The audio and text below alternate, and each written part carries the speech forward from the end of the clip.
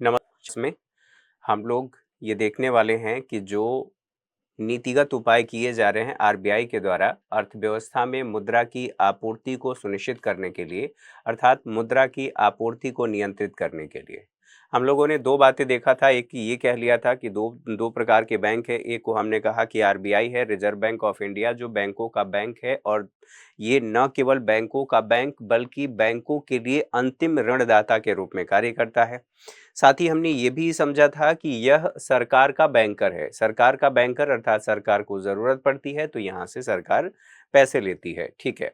इसके साथ साथ हमने दूसरी बात की थी कि एक वाणिज्यिक बैंक है और वाणिज्यिक बैंक का मतलब ही है कि यह बैंक लाभ के लिए कार्य करते हैं। तो लाभ के उद्देश्य से कार्य करते हैं तो स्वाभाविक सी बात है कि इनके नियमों में कुछ ना कुछ इधर उधर या परिवर्तन देखने को मिलेगा। ये ज़रूरी नहीं है कि जो आरबीआई गाइडलाइन जारी कर रही है उन्हीं गाइडलाइन का ये प्रयोग करें या उनको लेकर के ही चलें या उसके अनुसार कार्य करें। तीनों ही बातें आप समझ सकते हैं। ऐसी स्थिति में आरबीआई इनका नियमन करने के लिए, इन पर नियंत्रण स्थापित करने के लिए कुछ मैकेनिज्म अपनाती है और वही मैकेनिज्म हमने ये कह लिया था, कल पढ़ लिया था कि वो सभी उपकरण जिसके माध्यम से अर्थव्यवस्था में मुद्रा की आपूर्ति को कम या बढ़ाया जाता है, उन सभी के सम्मिलित रूप को हम मौद्रिक नीति कहते हैं, जिसे इंग्लिश में मॉनेटरी पॉलिसी कहा जाता है और इस मॉनेटरी पॉलिसी के माध्यम से रेगुलेट करने की कोशिश करती है। उसमें हम लोगों ने जो देखा था, हम लोगों ने बात कर लिया था कि सीआरआर क्या है, सीआरआर क्या है। हमने बात कर लिया था कि एसएलआर क्या है। ठीक है। इसके साथ साथ हम लोगों ने बात किया था कि रेपो रेट क्या है। ठीक है। और रिवर्स रिवर्स रेपो, हम लोगों ने रिवर्स रेपो रेट की बात किया था।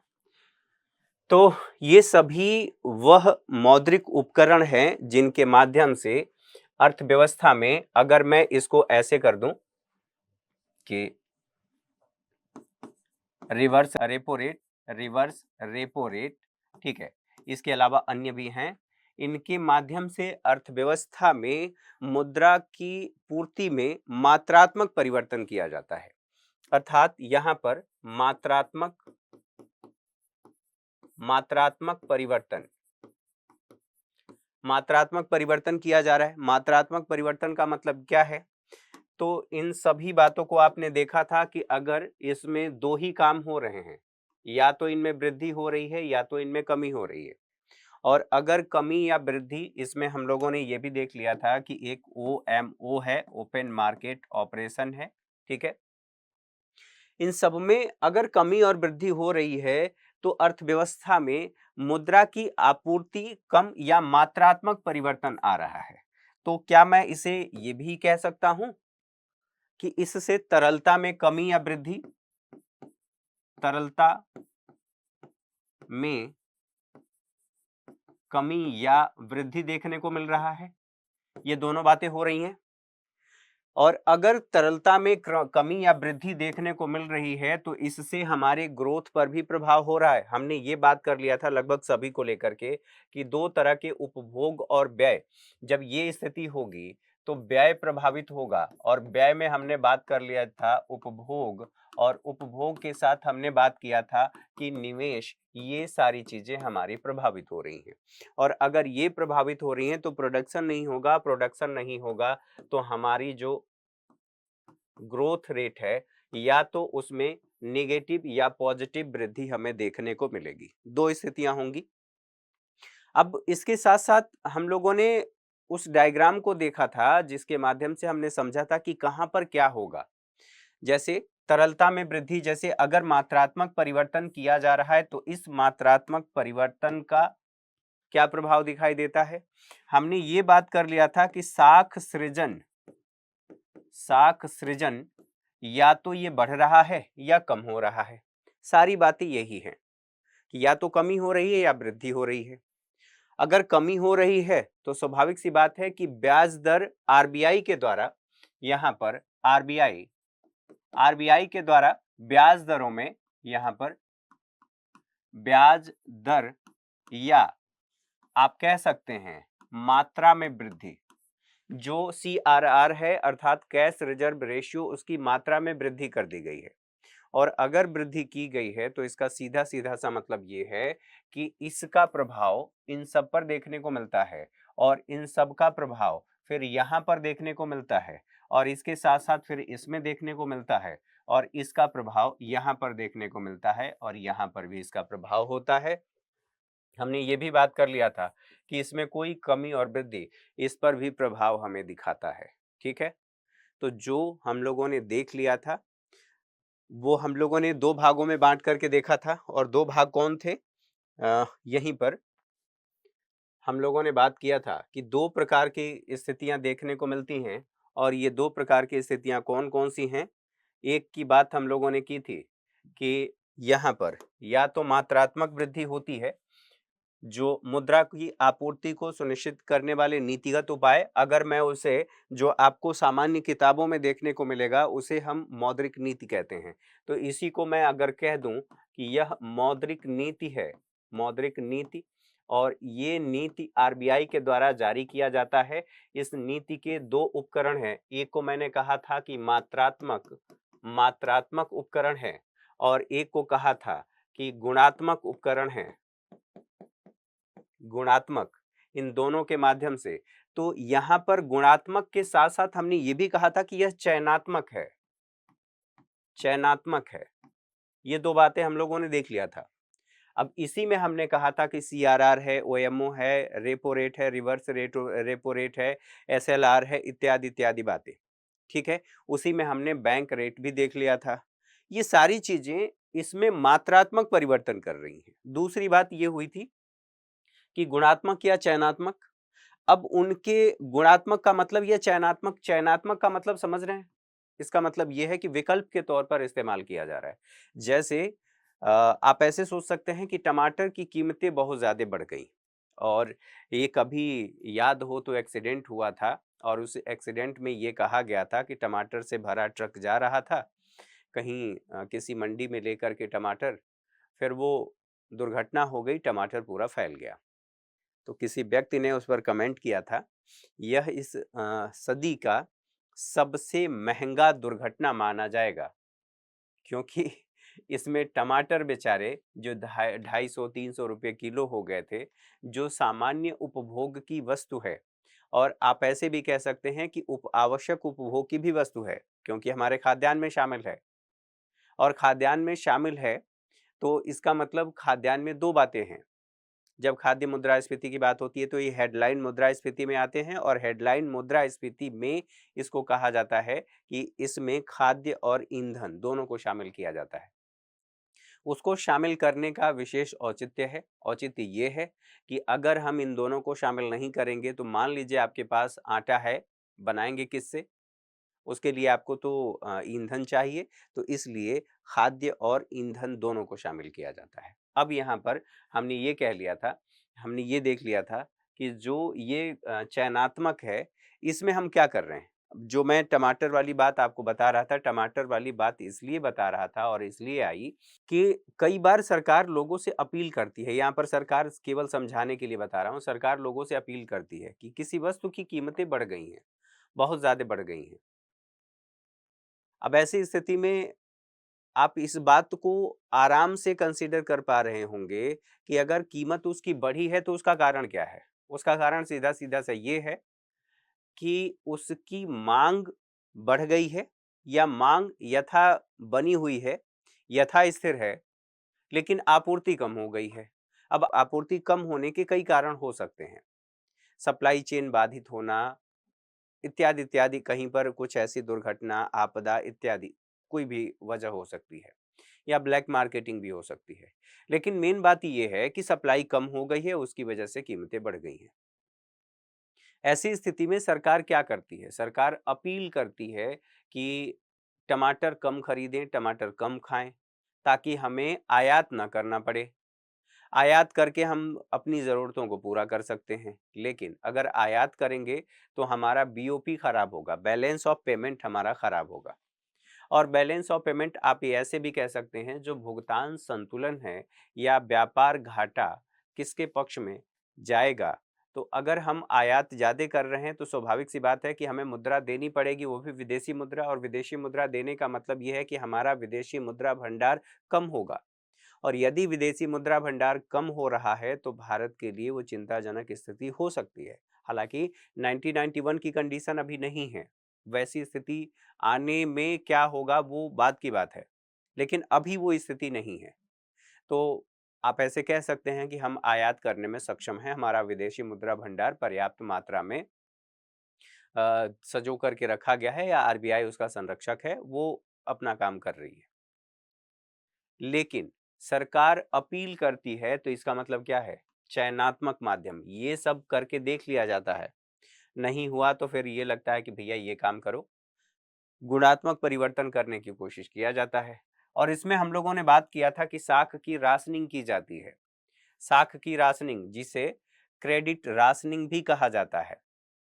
अब इसके लिए क्या किया जाता है, जो ऋण देने की प्रक्रिया है या ऋण देने की अधिकतम सीमा का निर्धारण इसके तहत कर लिया जाता है। तो अब यहीं पर एक बात होगी, जब हम इसके बाद ये हम लोग देख चुके हैं, और देखने के साथ साथ हम लोगों ने जो आरबीआई के द्वारा जो वाणिज्यिक बैंकों पर जो MSFR के बारे में बात किया था, इसमें दरअसल इसको एक थोड़ा सा समझ लीजिए, वो रह गया था, जिसे सीमांत अस्थायी सुविधा कहते हैं। इसका मतलब यह है कि यह वह ब्याज दर है जिस पर आरबीआई वाणिज्यिक बैंकों को ओवरनाइट के लिए उधार देती है। ओवरनाइट अर्थात एक रात के लिए उधार देती है। तो इसमें वृद्धि और कमी अगर हो रही है तो इसका भी प्रभाव देखने को मिलेगा। हम लोगों ने बैंक दर देख लिया था, नगद आरक्षित अनुपात देख लिया था, और इसके साथ साथ हम लोगों ने जो आरबीआई के द्वारा सरकारी प्रतिभूतियों की बिक्री की जाती है वो एक बार समझ लें। और फिर जो मैंने बताया कि सीमांत अस्थायी सुविधा, जिसे MSF कहा जाता है, मार्जिनल स्टैंडिंग फैसिलिटी रेट, ठीक है, MSFR, ठीक। तो उन सब का प्रभाव क्या होता है, सरकारी प्रतिभूतियों की बिक्री का क्या प्रभाव होता है, हालांकि कल हम लोगों ने देख लिया था, फिर भी आज थोड़ा सा विस्तार से देख लेते हैं और फिर आगे बढ़ेंगे, अगले लेसन पर चलेंगे।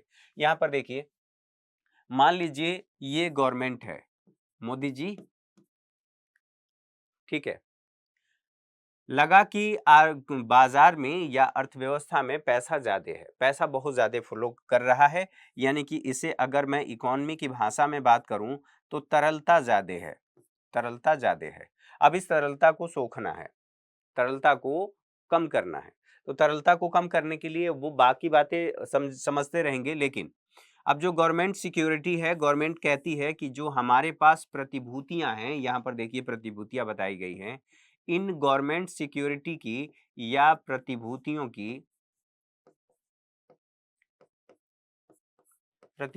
की बिक्री की जाती है, ठीक है। और प्रतिभूतियों की बिक्री करता कौन है, तो आरबीआई कर रहा है। किसके बिहाफ पे, गवर्नमेंट के बिहाफ पर यहाँ आरबीआई कर रहा है। आरबीआई ने मान लीजिए 1 लाख प्रतिभूति बेच दिया, 1 लाख, ठीक है, जो भी आप मान लीजिए, लेकिन अधिक ही मानिएगा, कम मत मानिएगा। 1 लाख बेच दिया, यानी कि जितने लोगों ने ABCDEF,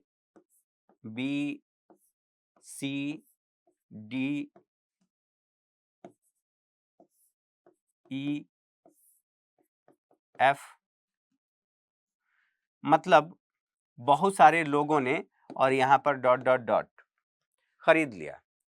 तो जिन लोगों ने प्रतिभूतियों को खरीदा, उन लोगों के पास जो पैसा था वो पैसा यहां पर भुगतान तो किए होंगे, तो इन्होंने भुगतान कर दिया।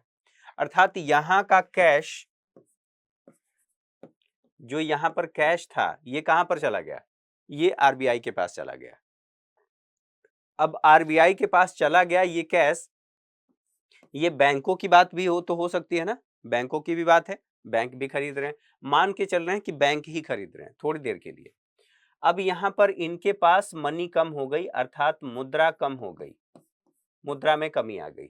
मुद्रा में कमी आ गई तो ये बैंक अपने ग्राहकों को ऋण कम देंगे, क्योंकि प्रतिभूतियों में यहाँ पर इन्होंने निवेश कर दिया। इनको पता है कि आरबीआई के पास जब हम निवेश कर रहे हैं, अर्थात इनकी प्रतिभूतियां खरीद रहे हैं, तो रिटर्न निश्चित है, यहाँ पर कोई रिस्क नहीं है। ऐसी स्थिति में अब इनके पास मुद्रा कम हो गया है, मुद्रा कम है तो यह ऋण भी कम देंगे, और ऋण की मांग तो है ही, तो फिर ये क्या करेंगे, ऋण पर ब्याज जो है वो बढ़ा देंगे। अब ब्याज बढ़ा देंगे तो आगे की बात आप समझते हैं, कहानी समझ रहे हैं, क्या होगा फिर? ब्याज बढ़ने का मतलब ये है कि उपभोग और निवेश व्यय कम हो जाएगा, और जैसे ही उपभोग और निवेश व्यय कम होगा, यानी कि तरलता कम हो रही है ना, तरलता कम हो रही है तभी तो उपभोग और निवेश व्यय कम हो रहा है, और जब ये कम हो रहा है तो ग्रोथ पर भी प्रभाव पड़ेगा। ग्रोथ की बात छोड़ देते हैं, वस्तुओं और सेवाओं के मूल्य में कमी या वृद्धि देखने को मिलेगी। तो वही बात यहाँ पर की जा रही है कि यहाँ पर अगर सरकारी प्रतिभूतियों की बिक्री की जाती है तो जो साख सृजन क्षमता है ये कम होगा, और जो बैंक का ब्याज दर है वो बढ़ेगा, तरलता में कमी आएगी, और जो उपभोग व निवेश व्यय है उसमें भी कमी आएगी, वस्तुओं और सेवाओं के मूल्य में भी कमी आएगी, क्योंकि लोगों के पास पैसा रहेगा नहीं, रहेगा नहीं तो मांग नहीं करेंगे, डिमांड नहीं करेंगे, और डिमांड नहीं करेंगे अर्थात बाजार में खरीदार कम है। अब बाजार में खरीदार कम है तो इसका सीधा सीधा सा प्रभाव यही देखने को मिलेगा कि भैया जब खरीदार ही नहीं है तो वस्तुओं की कीमतें, अर्थात जो विक्रेता है वो क्या करेगा, देखेगा कि कस्टमर तो है नहीं, नहीं है तो कीमतें कम करो, कीमतें कम करके और उपभोक्ता को रिझाने की कोशिश की जाती है। तो यहाँ पर वस्तुओं और सेवाओं की कीमतें जो हैं वो कम हो जाती हैं या उनका मूल्य कम हो जाता है। अब दूसरी बात आती है सरकारी प्रतिभूतियों को खरीदना। तो एक संदर्भ में हमने बात कर लिया कि आरबीआई ने 1 लाख प्रतिभूतियों को इतने लोगों को बेचा है, ठीक है। अब यहां से पैसा इनके पास आ गया, यहां से, ठीक है, यहां पर आ गया। अब आरबीआई को लगा कि अर्थव्यवस्था में तरलता कम है। अब स्थिति क्या है, तरलता कम है। अब इसको मेंटेन करना है, लोगों को खरीदने के लिए प्रोत्साहित करना है। खरीदने के लिए मतलब आप सामान खरीदिए, कब खरीदेंगे, जब पैसा होगा। पैसा कहां पर है, आरबीआई के पास है। किस रूप में आपको मिला है, तो आपको प्रतिभूति के रूप में मिला है, जिसे सिक्योरिटी भी आप कह सकते हैं, सिक्योरिटी। एक पेपर मान लीजिए कि थोड़े समय के लिए ये जो टिश्यू पेपर है इसको मैंने मान लिया कि ये एक प्रतिभूति है, इस पर लिखा है कि इसकी परिपक्वता अवधि ये है, और सारी बातें इस पर लिखी हुई हैं। आपको दे दिया गया कि इतने सरकार के इसमें आपने इतनी प्रतिभूति खरीदी है या इतना शेयर आपने खरीदा है। अब ये आपके पास है। एक समय के बाद अब आरबीआई कह रही है कि ये जो आपके पास है, जो मैंने सब कुछ इस पर लिख करके दिया है, प्रमाण है कि आपने यहाँ खरीदा है, अब ये आप मुझे दे दीजिए। ये कौन कह रहा है, आरबीआई कह रही है। आरबीआई कही कि अब मैं इनकी खरीद करूंगा। तो आरबीआई जब इन्हीं प्रतिभूतियों की एक समय में विक्रय कर रही है, अब आरबीआई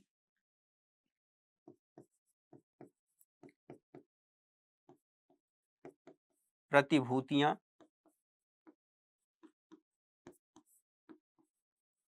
का क्रय, अब यहां पर क्या कर रही है, क्रय कर रही है। मतलब इतने लोगों को, जिन लोगों को दिया था, अब वापस खरीद रही है। कौन खरीद रही है, आरबीआई। किन लोगों से, तो ये 1 लाख लोगों से, ठीक है। मतलब बैंक और सबकी बात की जा रही है। अब जब खरीदा जा रहा है तो खरीदने का मतलब ये है कि ये आरबीआई है, प्रतिभूतियों के बदले भुगतान किया जाएगा। किसको, इन लोगों को भुगतान किया जाएगा। तो न केवल यहाँ पर जो प्रॉफिट वाला मतलब ब्याज वाली बात थी, वो ब्याज भी तो इन लोगों को मिलेगा। ब्याज मिलने का मतलब ये है कि इनकी साख बढ़ गई, इनकी साख बढ़ गई। साख बढ़ने का मतलब अब इनकी क्रय करने की क्षमता बढ़ गई, इनके हाथ में पैसा आ गया, और पैसा आ गया तो ये क्या करेंगे, जाकर के बाजार में डिमांड करेंगे। क्या, मुझे कार चाहिए, मुझे घर लेना है, मैं घर खरीदूंगा, मुझे मोबाइल चाहिए, लैपटॉप चाहिए, एजुकेशन पर खर्च होगा, मतलब जहां पर जिसकी जैसी आवश्यकता होगी उसके अकॉर्डिंग वो खर्च करेगा। और अगर खर्च कर रहा है तो सीधी सीधी सी बात यह है कि यहाँ पर मांग बढ़ रही है। क्या बढ़ रही है? डिमांड बढ़ रही है। और डिमांड होगा तो प्रोडक्शन होगा, प्रोडक्शन करने के लिए रोजगार का सृजन होगा, और रोजगार होगा तो इसका मतलब फिर से लोगों की आय बढ़ेगी। तो यहाँ पर देखिए यही बात, अगर सरकारी प्रतिभूतियों को आरबीआई खरीदती है तो साख सृजन क्षमता, यहाँ पर बैंकों की बात कर लें, इनमें वृद्धि हो जाएगी, क्योंकि अब बैंकों को अधिक पैसा मिल गया। प्रतिभूति खरीदे थे, वो लिक्विड फॉर्म में नहीं था, अभी लिक्विड फॉर्म में इनके पास आ गया, और लिक्विड फॉर्म में आ गया तो ये क्या करेंगे? अपने ग्राहकों को अधिक ऋण देंगे। ग्राहकों को ऋण देंगे तो यहाँ पर ब्याज में तो कमी आएगी ना, क्योंकि इसके पास पैसा ज्यादा है। पैसा ज्यादा तो कहेगा कि अधिक से अधिक लोगों को ऋण देते हैं, और अधिक से अधिक लोग ऋण कब लेंगे? जब उन्हें लगेगा कि भाई सस्ता ऋण मिल रहा है, तभी तो लेंगे। तो यहाँ पर ब्याज दर कम होगी। ब्याज दर कम होगी अर्थात तरलता में वृद्धि हो रही है। लोगों ने ऋण लिया बैंक से जा करके और सामान खरीदना शुरू किया, तो यहाँ पर तरलता में वृद्धि होगी, साथ ही और उपभोग और निवेश व्यय में भी वृद्धि होगी। क्यों वृद्धि होगी? क्योंकि सबके पास पैसा आ गया, डिमांड करेंगे। यहाँ वस्तुओं और सेवाओं के मूल्य में वृद्धि हो जाएगी। क्यों वृद्धि होगी भैया? क्योंकि अब खरीदार ज्यादा हो गए हैं। ठीक है, अब अधिक लोग डिमांड करने वाले हैं। ये बात आपके समझ में आ गई। अब बात कर लेते हैं यहाँ पर नगद आरक्षित अनुपात के बारे में। हम लोगों ने बात कर लिया था, तो इससे संबंधित सारी बातें हो चुकी हैं। अब यहीं पर एक और बात आती है जो हम लोगों ने यहाँ पर देखा था, इसको देख लेते हैं। गुणात्मक या चयनात्मक जो उपकरण थे, इसमें कहा जाता है साख की राशनिंग। क्या कहा जाता है? यहाँ पर दो बातें हैं। हम कह रहे हैं साख की राशनिंग। ठीक है, साख की राशनिंग की जा रही है, जिसे कहा जाता है क्रेडिट राशनिंग। अब क्रेडिट राशनिंग क्या है, इसको भी समझ लेते हैं।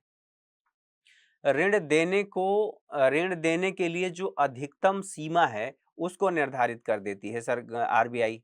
ये कहती है कि जो असंगठित क्षेत्र है, किसी भी क्षेत्र में, अर्थात किसी क्षेत्र विशेष की बात कर लें, कितना ऋण दिया जा सकता है, तो इसके माध्यम से ऋण देने की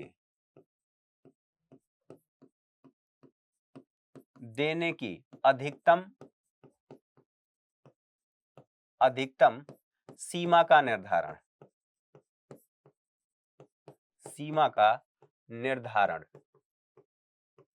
अधिकतम सीमा का निर्धारण कर दिया गया। ये क्यों किया जा रहा है? मान लीजिए ये बैंक है, थोड़ी देर के लिए आप सोचिए, आप बैंक हैं, आप ऋण सबसे ज्यादा किसको देंगे? जहां से आपको लगता है कि भैया अगर कोई भी बैंक ऋण किसी को देता है तो सबसे पहले देखता है कि उसकी आय क्या है। आपसे कहता है कि आप कहाँ जॉब करते हैं, सरकारी नौकरी है या प्राइवेट नौकरी है, और फिर उसके बाद पूछता है कि आप अपनी सैलरी स्लिप दीजिए, सैलरी स्लिप आपके पास है? और सैलरी स्लिप जब बताते हैं तो वो देख लेता है आपकी आय कितनी है। आय कितनी है तो वो सब कुछ कैलकुलेट कर लेता है। कैलकुलेट करने के बाद ये कहता है कि हाँ, ये व्यक्ति दे सकता है पैसा। आपसे पूछा जाएगा ना कि आप कैसे पैसा लौटाएंगे। अगर कोई बेरोजगार व्यक्ति चला जाए बैंक के पास और कहे कि मुझे 10 लाख का ऋण चाहिए, तो बैंक डांट के भगा देगा। कहेगा कि भाई क्यों दूं, किस आधार पर दूं, कैसे मैं मानूं कि आप लौटा देंगे? आप कहेंगे कि मैं ईमानदार हूं, तो कहा कि आपकी ईमानदारी का मुझे क्या करना है? अब आपके जहन में आ रहा होगा कि क्या उसका, ठीक है, तो वो आप अपने हिसाब से सोच लीजिए। तो बैंक कहेगा कि ईमानदारी का क्या मुझे अचार डालना है? मुझे भाई पैसा चाहिए। मैं आपको जो ऋण दे रहा हूं, उस ऋण पर मुझे ब्याज भी चाहिए और मूलधन भी चाहिए, और आप बेरोजगार हैं। फिर बैंक तो उसको ऋण देगा नहीं। तो ऋण नहीं देगा तो कहने का मतलब यह है कि बैंक ये कहता है भैया कि एक काम करो, देखो सीधी सीधी सी बात है कि आपके पास अगर आय का स्रोत है, सैलरी स्लिप है, यहाँ पर सैलरी स्लिप, उसके साथ साथ आप यहाँ कोई ऐसा जमानत राशि रख सकते हैं, यहाँ पर जमानत राशि की भी बात आती है, रख सकते हैं, तो मैं आपको ऋण दे पाऊंगा। क्योंकि बैंक को ये डर बना रहता है कि मैंने जो ऋण दिया है वो एनपीए ना बन जाए, और एनपीए ना बन जाए तो फिर बैंक तो अपना सब कुछ सेफ जोन लेकर के चलेगा, सेफ साइड लेकर के चलेगा। तो इसीलिए बैंक क्या करते हैं, जो सबसे ज्यादा जहां पर सुरक्षित सुरक्षित ऋण होता है वहीं पर ऋण देने की कोशिश करते हैं। अब जैसे मान लीजिए कि नौकरी पेशे वाला व्यक्ति है, दूसरा है एक मान लेते हैं यहां पर कृषि क्षेत्र है। कृषि क्षेत्र में क्या कोई बैंक जल्दी ऋण देगा? क्यों नहीं देगा भैया? क्योंकि पहले ही पता है कि हमारे देश में कृषि जो है वो मानसून का जुआ है।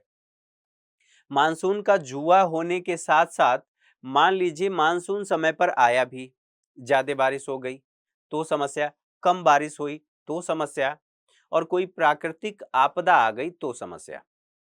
और सबसे ज्यादा नुकसान किसका होता है? किसान का। और किसान निर्भर किस पर होता है? अपनी फसलों के उत्पादन पर। ऋण इसी आधार पर किसान लेता है कि अगर फसल अच्छी हुई तो मैं आपको लौटा दूंगा। अब क्या होता है? अब यहां पर समस्या है, जो बैंक हैं इनको ऋण नहीं देते हैं। अब ऋण नहीं देते हैं तो फिर हम कैसी कल्याणकारी व्यवस्था में रहते हैं ना, और कल्याणकारी व्यवस्था में ये जरूरी है कि सबके आय के साधनों का विकास हो।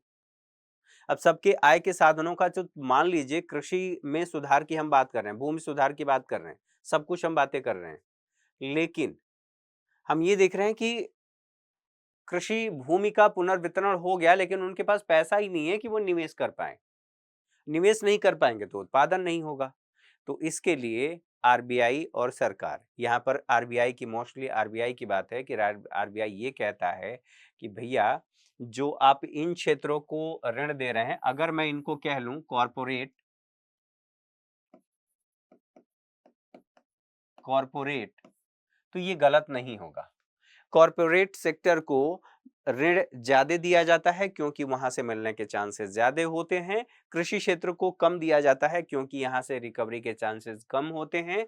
अर्थात ये जो दिया गया ऋण है वो एनपीए बन जाता है, नॉन परफॉर्मिंग एसेट एसेट ऐसी स्थिति में अब आरबीआई कहता है कि ये काम करो, यहां पर तुम्हारे लिए सीमा निर्धारित कर दिया गया कि अपने ऋण, अपने कुल का तुम 60% ही यहां पर ऋण दोगे, बाकी 40% हिस्सा यहां पर सभी बैंक इनको देंगे। किसको? असंगठित क्षेत्र को। असंगठित क्षेत्र में कृषि भी आती है। ठीक, तो यही इसके तहत किया जाता है कि साख की राशनिंग, ऋण देने की अधिकतम सीमा का निर्धारण किया जाता है, और निर्धारित करने के साथ साथ ये किया जाता है यहीं पर असंगठित क्षेत्र में मुद्रा का प्रवाह बढ़ाना।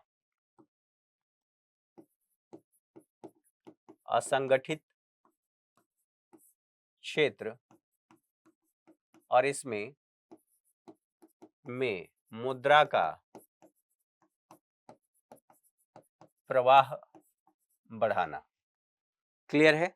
असंगठित क्षेत्र में मुद्रा का प्रवाह इसके लिए इसके माध्यम से बढ़ाया जाता है। ठीक है, इसीलिए इस क्षेत्र को जो कहा जाता है, ये वाले जो क्षेत्र हैं इनको कहा जाता है कि यह प्राथमिकता प्राप्त क्षेत्र हैं। क्या कहते हैं इनको? इनको कहा जाता है कि यह प्राथमिकता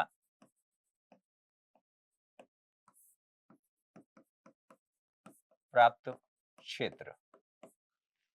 ठीक, ये आगे चल करके आप लोगों को पढ़ाया जाएगा। अब बात आती है कि ये तो बात हो गई, एक और तरीका इसमें है। वो तरीका है जिसको कहा जाता है मार्जिन, या मिनिमम लिमिटेशन, या फिक्सेशन भी कहा जाता है, अर्थात मार्जिन या न्यूनतम सीमा का निर्धारण।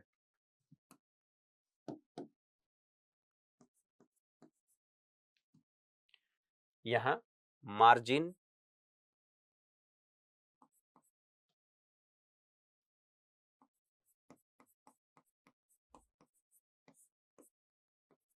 न्यूनतम सीमा का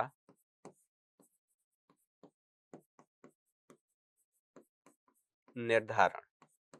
अब ये न्यूनतम सीमा का निर्धारण क्या है, इसको समझ लेते हैं। जब भी आप कोई ऋण लेने जाते हैं, तो हम लोगों ने अभी बात किया कि वहां पर आपको क्या देना होता है। जब भी आप ऋण लेने जाएंगे तो एक जमानत राशि होगी। जमानत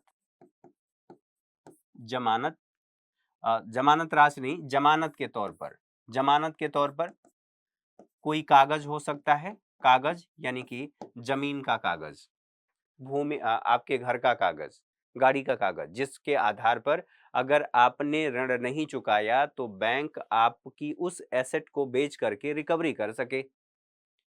ऐसी स्थिति में अब यहां पर बात यह आती है कि भैया मार्जिन का निर्धारण कैसे होता है, इसका और इसका दोनों का क्या संबंध है। तो इन संबंधों की बात कर लेते हैं। देखिए, होता यह है कि जो एसेट आप दिखाते हैं, जैसे मान लीजिए आपने भूमि दिखाया और कहा कि ये जो भूमि है, इतना छोटा टुकड़ा, ये भूमि है, इसकी जो कीमत है 10 लाख रुपए।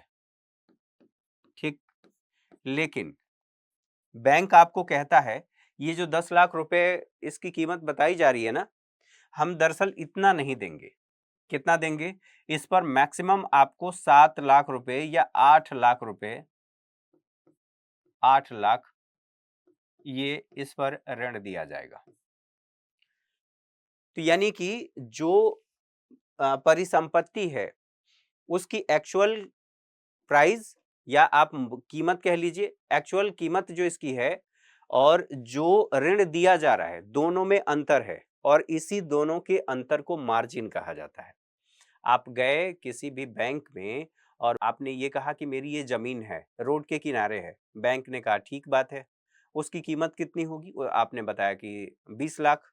बैंक ने कहा कि ठीक है, इस संपत्ति पर हम 20 लाख आप बता रहे हैं, उसकी उसकी मार्केट वैल्यू मान लीजिए कि 20 लाख है, लेकिन हम आपको 20 लाख ऋण नहीं देंगे, उस पर 18 लाख या 16 लाख ही ऋण देंगे।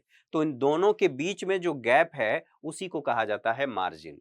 ठीक है, मार्जिन या न्यूनतम सीमा का निर्धारण।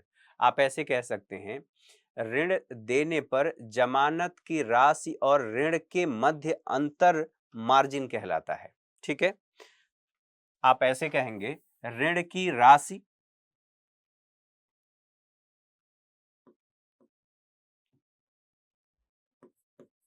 जमानत की राशि और ऋण या दिए गए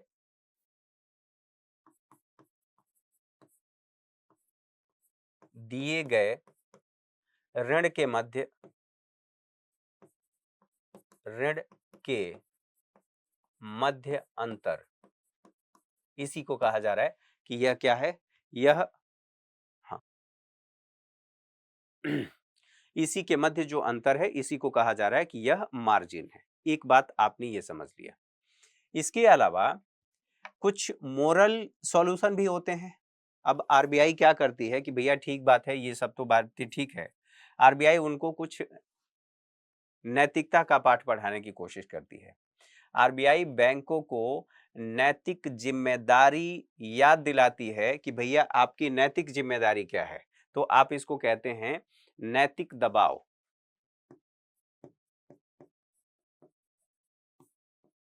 नैतिक दबाव, नैतिक दबाव के माध्यम से आरबीआई क्या करती है, बैंकों को ये याद दिलाती है कि भैया आपका काम क्या है और जो रूल्स एंड रेगुलेशन बताया जा रहा है आप उसका सही ढंग से पालन करें।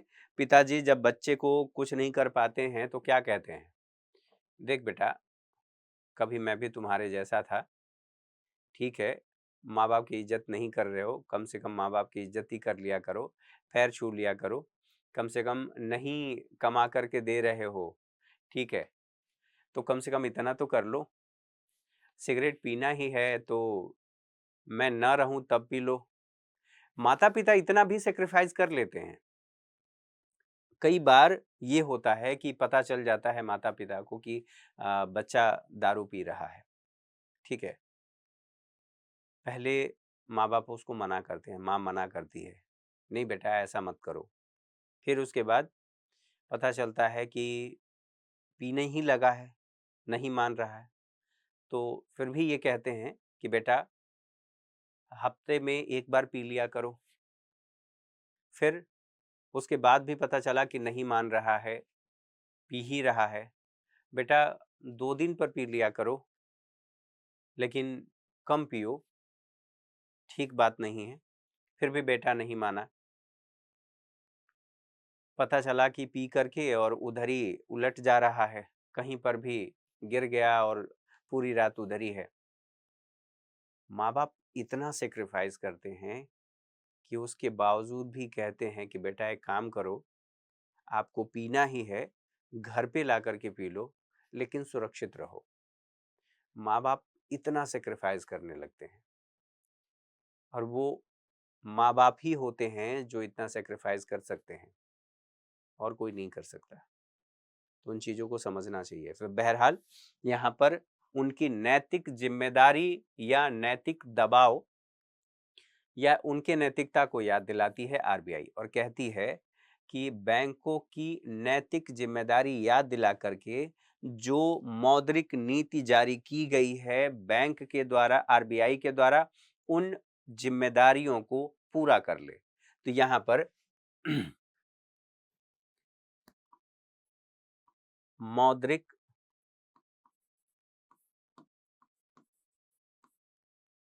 नीति का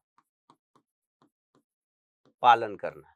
अब ये आप सोच रहे होंगे कि मौद्रिक नीति का पालन तो करते ही है बैंक, तो फिर इसमें कहने वाली क्या बात है? दरअसल कहने वाली बात कुछ इस प्रकार है कि आरबीआई मौद्रिक नीति के माध्यम से मान लीजिए कि कैश रिजर्व रेशियो में कमी कर दिया, लेकिन बैंक अब कैश रिजर्व रेशियो में कमी आ गई, इसका मतलब ये हुआ कि बैंकों के पास पैसा ज्यादा है और बैंक उससे पैसा और बना सकते हैं, मतलब ऋण के रूप में दे सकते हैं।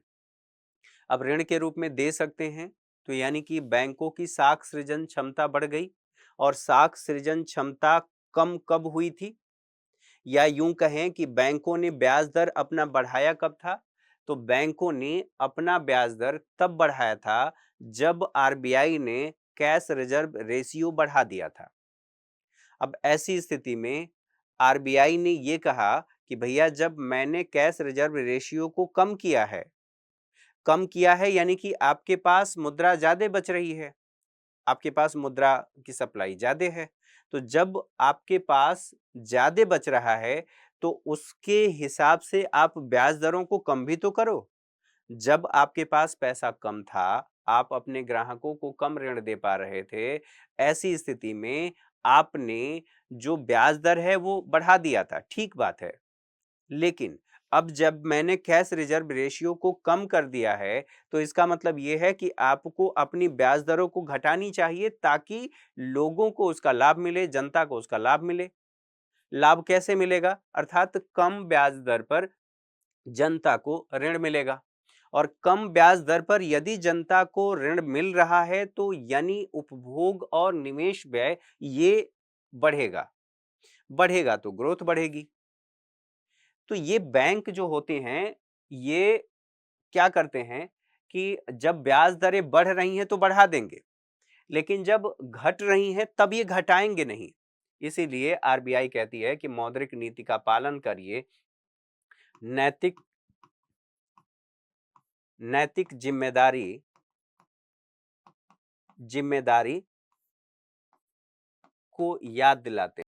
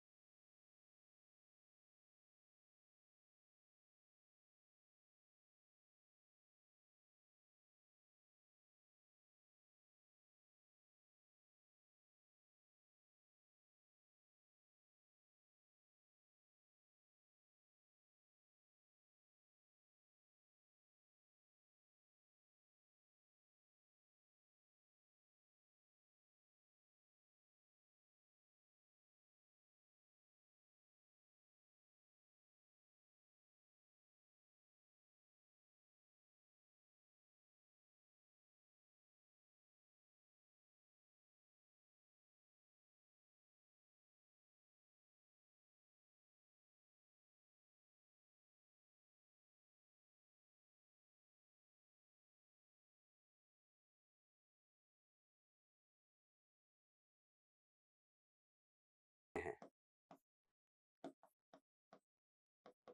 याद दिलाना कि भैया ये मौद्रिक नीति भी है, ध्यान रखिए, फिर भी बैंक मानने को तैयार नहीं होते हैं।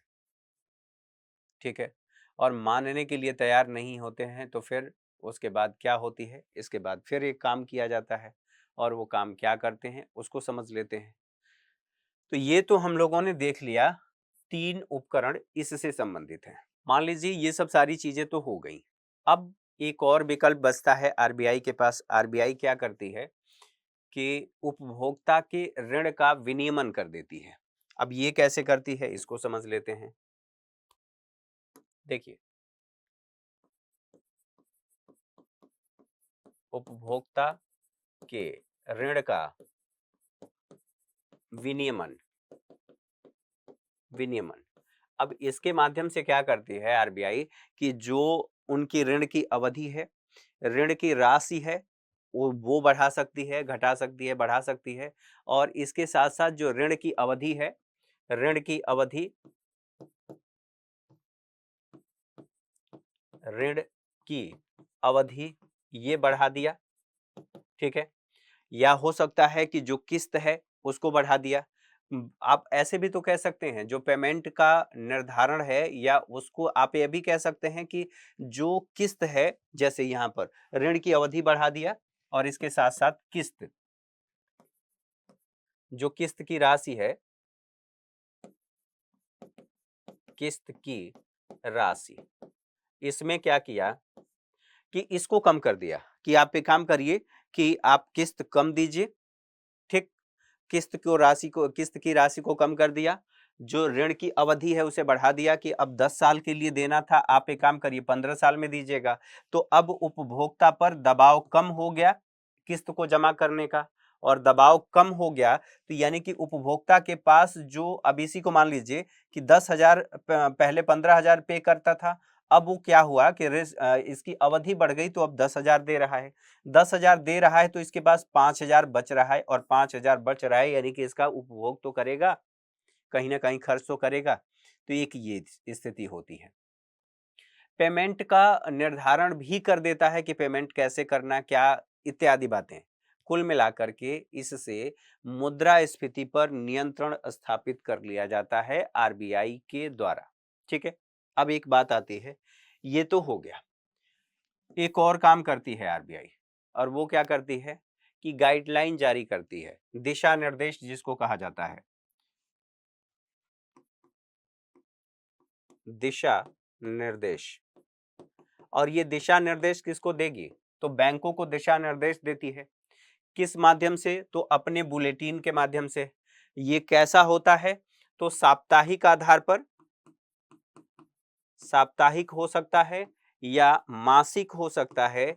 इस आधार पर उन्हें समय समय पर अवेयर करती ही रहती है कि भैया इसका पालन करिए, अब ऐसे करना है, ये सब सारी चीजें आपको करनी है। ठीक है, तो आरबीआई गाइडलाइन भी जारी करती रहती है। गाइडलाइन जारी करने के बाद अंतिम विकल्प आरबीआई के पास ये बचता है कि भैया अगर फिर भी नहीं मान रहे हैं तो फिर यहाँ पर डायरेक्ट एक्शन लिया जाता है, प्रत्यक्ष कार्यवाही जिसको कहते हैं, प्रत्यक्ष कार्यवाही। और प्रत्यक्ष कार्यवाही में आरबीआई क्या करती है कि जब बैंक नहीं मान रहे हैं और देखती है कि समस्या यहाँ पर हो सकती है, तो बैंक पर डायरेक्ट आरबीआई प्रतिबंध लगा देती है। ठीक है, इनके ब्याज दर में आप ऐसे भी कह सकते हैं, ब्याज दर में परिवर्तन कर देती है, या फिर यहाँ पर सीधे सीधे बैंक पर प्रतिबंध लगा सकती है। तो यहाँ बैंक पर प्रतिबंध प्रतिबंध लगा सकती है, कौन, आरबीआई। तो ये सभी कार्य आरबीआई करती है, और इसके माध्यम से जो मुद्रा की आपूर्ति है अर्थव्यवस्था में उसको विनियमित कर लेती है, या आप कह सकते हैं नियंत्रित कर लेती है। और आप लोगों को मैंने बताया था कि जो मुद्रास्फीति होनी चाहिए वो कितनी होनी चाहिए, तो टोटल 4 + -2, ये टोटल इतना होना चाहिए, यानी कि अधिकतम की बात होगी तो 6% और न्यूनतम की बात होगी तो 2%, यानी कि 4 में आप 2 जोड़ दीजिए, 6 हो सकता है, अधिकतम है, और 4 में से 2 माइनस कर दीजिए तो बचता है 2, इतना न्यूनतम यही होना चाहिए। अब इससे संबंधित जो बातें थी इनको हम लोगों ने देख लिया। अब बात आती है मुद्रा की आपूर्ति से संबंधित जो बातें एनसीईआरटी में बताई गई हैं उनको देख लेते हैं कि मुद्रा की आपूर्ति, इस आपूर्ति को कहते क्या है। मुद्रा की आपूर्ति हम लोगों ने देख लिया था, लेकिन उसमें कुछ और बातें हमें अभी समझनी बाकी हैं। एक एक पॉइंट को हम लेकर के चल रहे हैं, जहां पर लग रहा है कि समय ज्यादा देना चाहिए वहां पर ज्यादा दे रहा हूं, जहां पर लगता है कि यहाँ पर समय देने की आवश्यकता नहीं है वहां पर समय कम दे रहे हैं। ठीक है, तो मुद्रा की आपूर्ति की बात हो रही है, सप्लाई ऑफ मनी की बात हो रही है, तो इसका मतलब क्या होता है?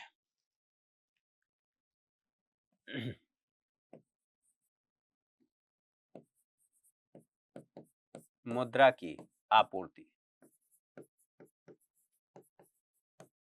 मुद्रा की आपूर्ति, सप्लाई ऑफ मनी। तो इसकी परिभाषा ये कहती है कि किसी समय बिंदु पर अर्थव्यवस्था में उपलब्ध स्टॉक, ठीक है, किसी समय बिंदु पर अर्थव्यवस्था में उपलब्ध स्टॉक मुद्रा की मात्रा, स्टॉक या आप ऐसे कह लीजिए मुद्रा की मात्रा को मुद्रा की आपूर्ति कहते हैं।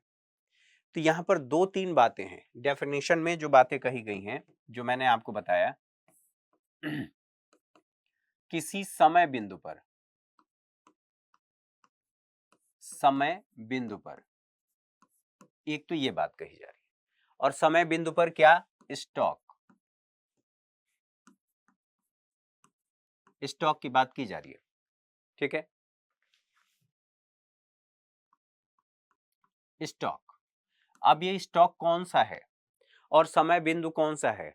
समय बिंदु का मतलब टाइम पीरियड नहीं है। यहां पर ध्यान रखना है कि जब मैं कह रहा हूं कि ये समय बिंदु, तो समय बिंदु का मतलब ये नहीं कि 1 अप्रैल से 31 मार्च तक ये एक समय, एक टाइम पीरियड है। तो ये टाइम पीरियड वो वाला नहीं है।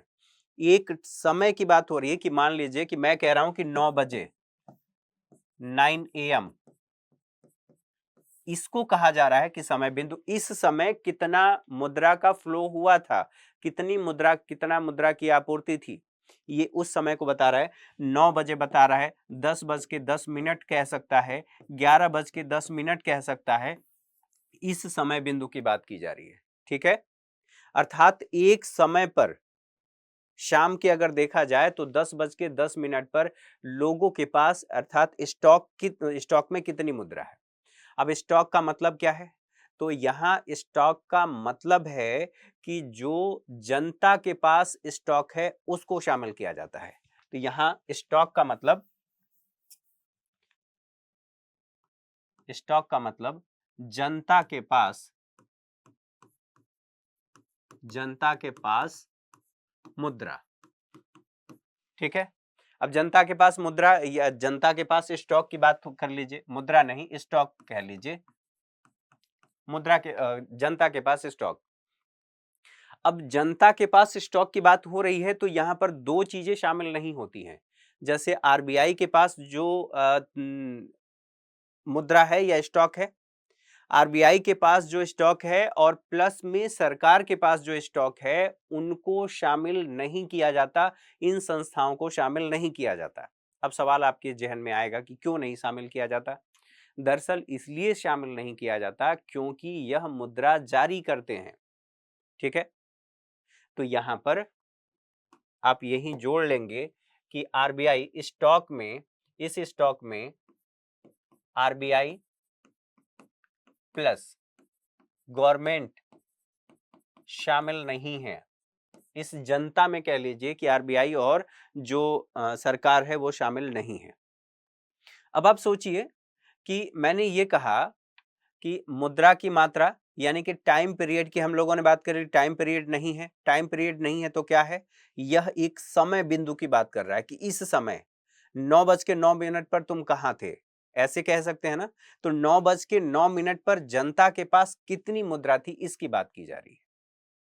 अब यहां पर हमने बात कर लिया कि मान लीजिए कि इसने कैश रिजर्व रेशियो को बढ़ा दिया या घटा दिया। किसकी बात की जा रही है? आरबीआई की। सीआरआर। अब सीआरआर तो आप लोगों को पता होगा। सीआरआर अब केवल नाम मैं इस्तेमाल करूंगा, क्या होगा इसमें कुछ नहीं बताने की जरूरत नहीं है। अगर सीआरआर को कम कर दिया गया तो कम करने का मतलब क्या होगा? जो मनी है वो फ्लो बढ़ जाएगा।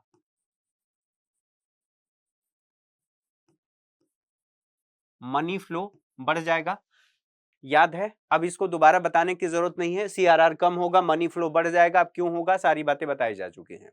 ठीक है, यानी कि आप ऐसे कह रहे हैं कि यहां पर साख सृजन भी बढ़ गया। ठीक है, और साख सृजन बढ़ा यानी कि यहां पर तरलता बढ़ गई। तरलता बढ़ गई। क्लियर है? अब जब यहां पर बढ़ गई तो इसी से संबंधित बात होती है कि लोगों के पास मुद्रा बढ़ गई है।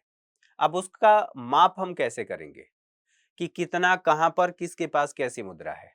तो इसके लिए मुद्रा जारी करने से संबंधित 4 अवधारणाएं हैं। मुद्रा, ठीक है, मुद्रा से संबंधित या ऐसे कह सकते हैं मुद्रा जारी करने की 4 अवधारणाएं हैं।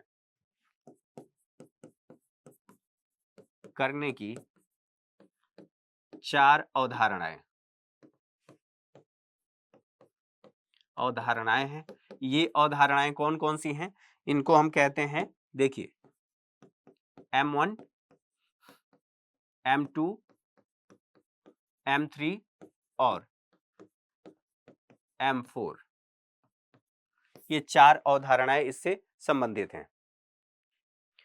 अब इन 4 अवधारणाओं को एक एक करके समझ लेते हैं। ये अवधारणाएं क्या कहती हैं और हम क्यों कह रहे हैं? तो M1 is equal to C plus D D plus O D, अर्थात 3 बातें यहां पर। अब देखिए, M1 का मतलब क्या है? M1, और M1 बराबर, यहीं पर ध्यान रखना है कि M1 बराबर C का मतलब क्या है? यहां पर C का मतलब है कैश। यहां पर कैश है, और C के साथ साथ यहीं पर बात आती है D प्लस डी, अर्थात डिमांड डिपॉजिट। इसको क्या कहेंगे? डिमांड डिपॉजिट प्लस OD अर्थात अदर डिपॉजिट। ये सब इसमें शामिल होते हैं। अर्थात इसको जब हम अदर डिपॉजिट की बात कर रहे हैं तो इन सब के एक तो हमने देख लिया कि इसमें क्या क्या चीजें शामिल है। कैश की बात हो गई, डिमांड डिपॉजिट की बात हो गई, और अदर जो अन्य जमाएं हैं उन सबको शामिल करके कहा जाता है कि यह क्या है? यह M1 मुद्रा है, M1 मनी है। अच्छा, दूसरी बात, अब इसी से संबंधित जो एक फोटो है उसको देख लीजिए। इस फोटो को देखिए, ये कहा जा रहा है ये M4 तक। भारत में मुद्रा आपूर्ति की 4 वैकल्पिक मापें हैं। यहां पर माप की बात की जा रही है कि 4 वैकल्पिक माप हैं, और 4 वैकल्पिक जो माप हैं इनको कहा जा रहा है M1, M2, M3 और M4, जो अभी हमने देखा। अब यहां पर M1 का मतलब है कि नागरिकों के पास नगद और बैंकिंग प्रणाली में जो मांग जमा, जो मैंने कहा कि DD डिमांड डिपॉजिट, ठीक है, मांग जमा, और आरबीआई के पास अन्य जमा। आरबीआई के पास अन्य जो जमाएं हैं उन सबको शामिल करके कहा जाता है कि यह M1 मुद्रा है। अब इसको क्या कहा जा रहा है कि सी मतलब है, मैंने कहा कि कैश है, डी यानी कि डिमांड डिपॉजिट, और ओडी अर्थात अदर डिपॉजिट। तो ये सबको मिलाकर के ये कहा गया कि यह M1 मुद्रा है। ठीक है, अच्छा, अब इसी के बाद दूसरा आता है जिसको कह रहे हैं M2 मुद्रा। तो यहां पर M1 प्लस, अब यहां पर देखिए, जब मैं M1 कह रहा हूं तो M1 का मतलब ये पूरा है, इसी को तो कहा जा रहा है कि यह M1 है, यही तो M1 है। और जो ये M1 है इसका मतलब M2 में M1 अर्थात ये वाला पूरा सेगमेंट शामिल है। M1 कह लिया गया तो M1 प्लस डाक घरों में जो बचत जमा है इसको भी शामिल कर लिया गया। यानी कि M2 में वो सारी बातें शामिल हो गई जो पहले बात यहां पर M1 में शामिल थी, प्लस में डाक घरों में जो बचत जमा लोगों का है, उन सभी बचत जमा को शामिल करके कहा गया कि यह M2 है। ठीक है, अब बात आती है M3 की। M3 equal to M1 plus banking प्रणाली में समय जमा। समय जमा का मतलब टाइम डिपॉजिट। ठीक है, अब यहां पर देखिए इसमें क्या शामिल है, M1 शामिल है। तो M1 में शामिल होने का मतलब कि ये वाला हिस्सा पूरा, ये वाला हिस्सा M1 पूरा है, प्लस में बैंकिंग प्रणाली में जो टाइम डिपॉजिट है, टाइम डिपॉजिट ये पूरा शामिल हो गया। इसको कहा जा रहा है कि यह क्या है, M3 मुद्रा है। M3 के बाद अब M4 पर आइए। यहां पर कह रहा है कि यह M3 प्लस डाक घरों में कुल जमा।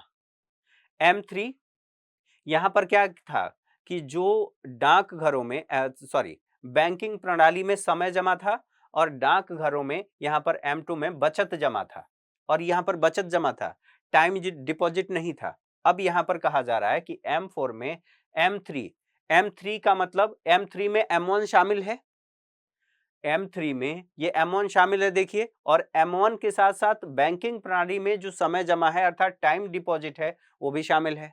और जब टाइम डिपॉजिट शामिल है अर्थात डाकघरों में, ये M3 हो गया। M3 में जितनी बातें शामिल है वो सब कुछ इसमें शामिल हो गई, और इनको शामिल करने के बाद डाकघरों में जितनी भी जमा है, कुल जमा, टोटल जमा की बात हो रही है, जितने प्रकार का जमा हो, चाहे वो टाइम डिपॉजिट हो या डिमांड डिपॉजिट हो, तो यहां पर डाक घरों में मतलब जितने भी प्रकार के जमा हैं, डाक घरों में कुल जमा जैसे मांग और समय जमा दोनों को शामिल करके कहा जाता है कि यह क्या है, यही M4 मनी है। ठीक है, M4 मनी। ठीक है, M4 मनी को हम लोगों ने देख लिया। अब एक बात बताइए, जो M1 है इसको कहा जाता है कि यह सबसे ज्यादा संकीर्ण मुद्रा है। M1 को सबसे ज्यादा संकीर्ण मुद्रा कहा जाता है। इसी के साथ साथ जो M3 है उसको कहा जाता है, इसे व्यापक मुद्रा, जो M3 है इसको व्यापक मुद्रा के रूप में जाना जाता है, व्यापक मुद्रा। ठीक है, और इसको संकीर्ण मुद्रा के नाम से जाना जाता है। अब जो पोस्ट ऑफिस में समस्त जमा है, तरलता के, जब हम ये बात करेंगे कि तरलता सबसे ज्यादा किसमें है, हम तरलता की बात करेंगे ना, कि मान लीजिए कि इसमें सबसे ज्यादा यहाँ पर नागरिकों के पास जो पैसा है कभी भी प्रयोग कर सकते हैं, नागरिकों के पास नगद है, बैंकिंग प्रणाली में जो मांग है, मांग कभी भी कर सकता है, जाकर के बैंक से कभी भी डिमांड कर सकता है, प्लस आरबीआई के पास जो जमा है जाकर के बैंक डिमांड कर सकते हैं। अच्छा, अब ये बात आ रही है कि जब ऐसी स्थिति है तो सबसे ज्यादा इसमें फ्लो इसी में तो होगा ना। आप इसको ऐसे भी कह सकते हैं क्या कि जो तरलता है सबसे ज्यादा किसकी है, तो तरलता इसकी ज्यादा होगी। तो तरलता के हिसाब से जब घटते क्रम की बात करेंगे कि सबसे कम तरलता किसमें होगी, तो यहां पर देखिए, इधर से आ जाइए, M4 greater than M3, sorry, M3 is greater than M4, और इसी के साथ साथ यहां पर बात आएगी M2, M2 से कौन बड़ा है, तो यहां पर M1। तो आप इसको क्या कहेंगे, इसको ये कहेंगे कि ये सभी क्या है, तरलता का घटता क्रम है। इसको क्या कहा गया, यह तरलता का घटता क्रम है। क्या है, तरलता का घटता क्रम। क्लियर, यहां तक बातें समझ में आ गई। समझने के साथ अब हमारा ये वाला जो लेसन था ये खत्म होता है, और जो चौथा आपका लेसन है वो आपके काम का नहीं है। ठीक है, तो इसलिए हम सीधे जो सबसे ज्यादा जरूरी है, जो हमेशा आप लोगों के लिए चर्चा का विषय रहता है या हमेशा जिज्ञासा का विषय रहता है, उसको एक बार देख लेते हैं, फिर आगे बढ़ते हैं। तो हमारा जो अगला लेसन है एक बार यहां पर देख लीजिए।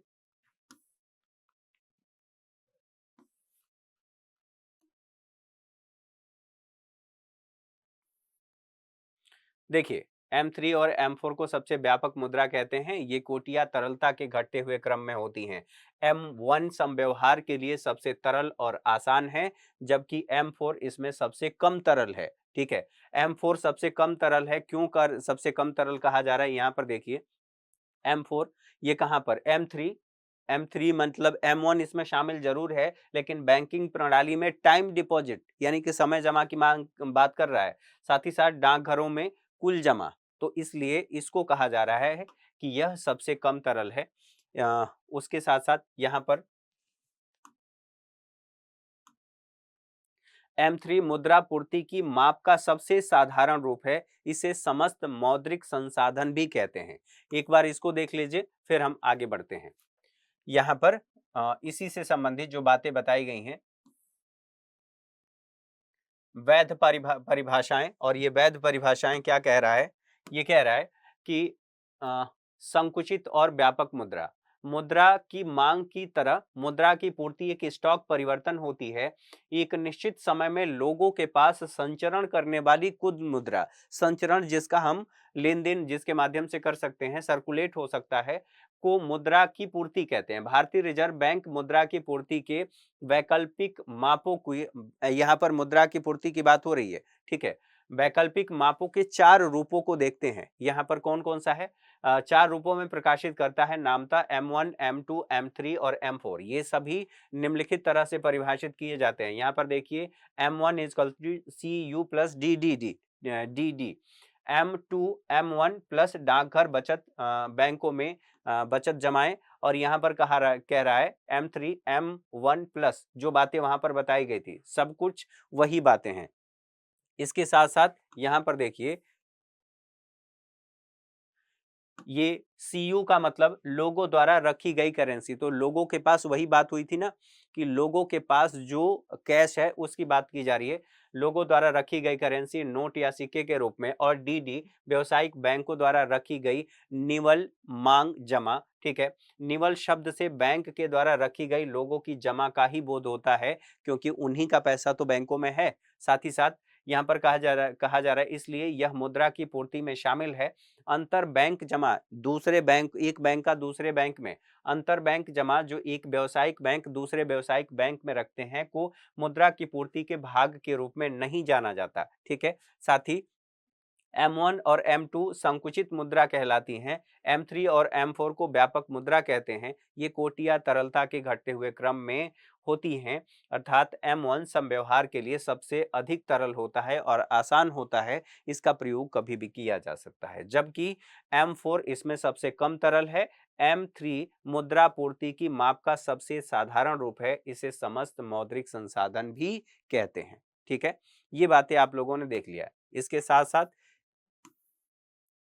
यहाँ पर जो एनसीईआरटी में इस तरह का कहीं भी आपको दिखाई देगा, अर्थात उसके बारे में कहीं बताया गया है और उसी पेज के नीचे बताया जाता है, काल अवधि में M1 और M3 में अंतर का आकलन के लिए परिशिष्ट देखा जा सकता है। तो सारी बातें हम लोगों ने देख लिया। अब इन बातों को देखने और समझने के साथ साथ यहाँ पर चलते हैं।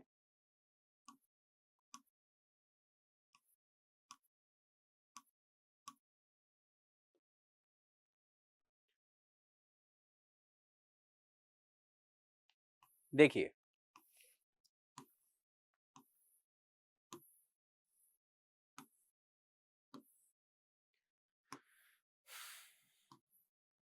अब हमारा सरकारी बजट एवं अर्थव्यवस्था, ये सबसे ज्यादा आप लोगों के बीच लोकप्रिय रहता है कि कैसे बजट का निर्माण होता है और बजट में क्या क्या बातें शामिल होती हैं। तो फिलहाल जो इसमें बताया गया है एनसीईआरटी में,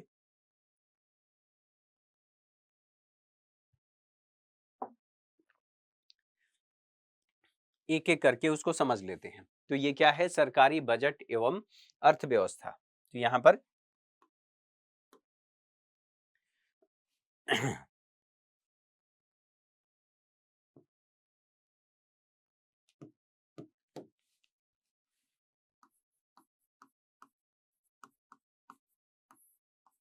बजट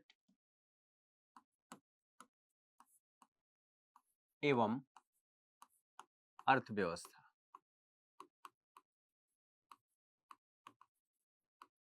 एवं अर्थव्यवस्था, दोनों की बात हम कर रहे हैं, सरकारी बजट और अर्थव्यवस्था की। तो सरकारी बजट का प्रयोग किस लिए किया जाता है, या सरकारी बजट क्या है, या बजट ही पहले क्या है?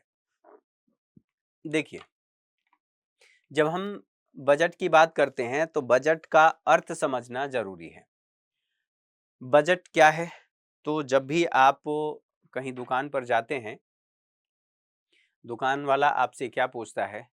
आप कोई भी सामान खरीदने जाते हैं तो आपका बजट क्या है, कितने का सामान दिखाऊं?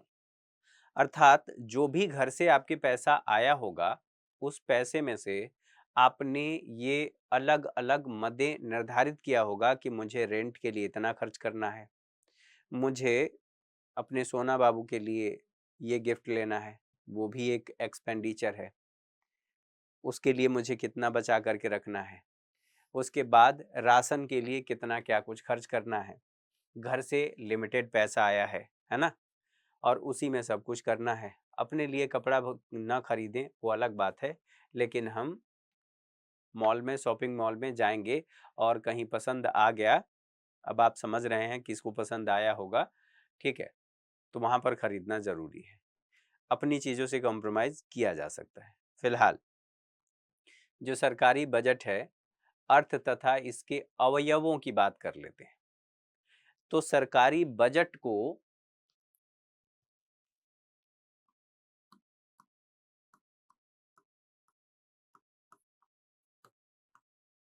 अवयव, अब ये अर्थ और अवयवों की बात हो रही है, इसमें सबसे पहली बात आती है कि संविधान का अनुच्छेद 112 कहता है, अब उसमें बजट शब्द का प्रयोग नहीं किया गया है।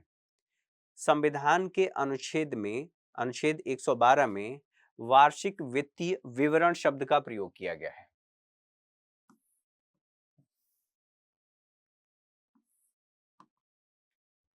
अनुच्छेद 112, अनुच्छेद 112 में कहा गया है वार्षिक वित्तीय विवरण।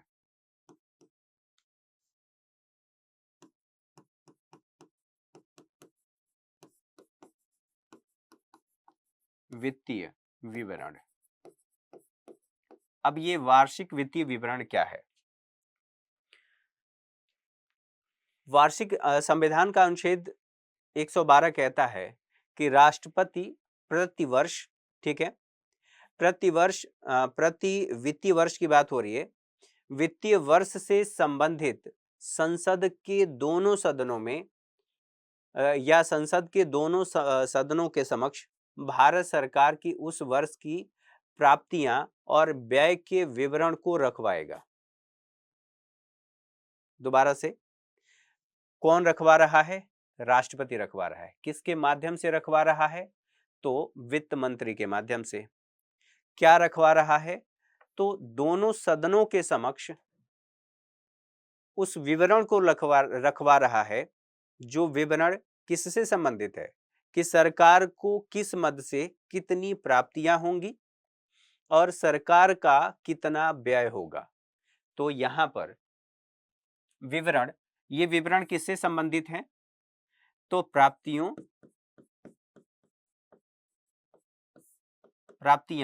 और व्यय, ये कहां पर रखवाया जाएगा? तो दोनों सदन अर्थात लोकसभा और राज्यसभा दोनों में रखवाया जाएगा। किसके माध्यम से और कौन रखवाएगा? तो राष्ट्रपति रखवा रहा है, ठीक है। अब राष्ट्रपति रखवा रहा है तो इसका मतलब आप समझ रहे हैं कि उस राष्ट्रपति की पूर्व अनुमति इसमें शामिल है, अर्थात बजट को रखवाने में राष्ट्रपति की पूर्व अनुमति शामिल है, तभी तो राष्ट्रपति रखवा रहा है। साथ ही साथ ये दोनों सदनों में रखा जा रहा है, लोकसभा और राज्यसभा दोनों में रखा जा रहा है, ठीक है। अब इसके साथ साथ एक और महत्वपूर्ण बात यह है कि यह किसका विवरण है? तो प्राप्तियां और व्यय किसके माध्यम से? तो वित्त मंत्री के माध्यम से, वित्त मंत्री, ठीक। यानी कि राष्ट्रपति को इन सभी बातों की पूरी जानकारी है।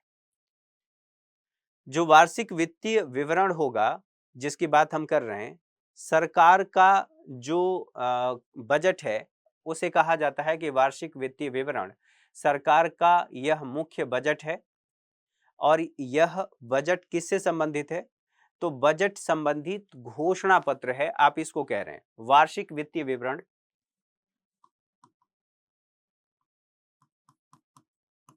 वार्षिक वित्तीय विवरण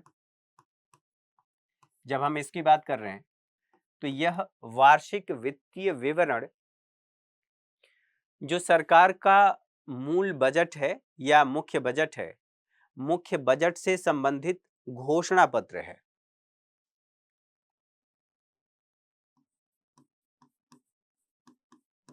सरकार की मुख्य बजट से संबंधित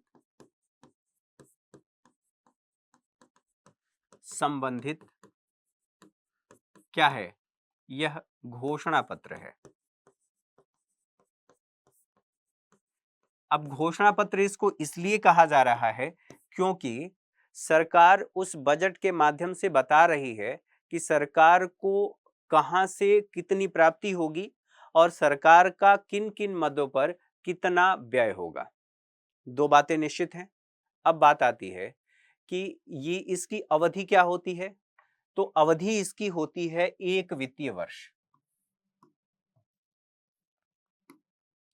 इसकी अवधि क्या होगी? तो एक अवधि इसकी 1 वित्तीय वर्ष। 1 वित्तीय वर्ष होगा। और 1 वित्तीय वर्ष कौन सा?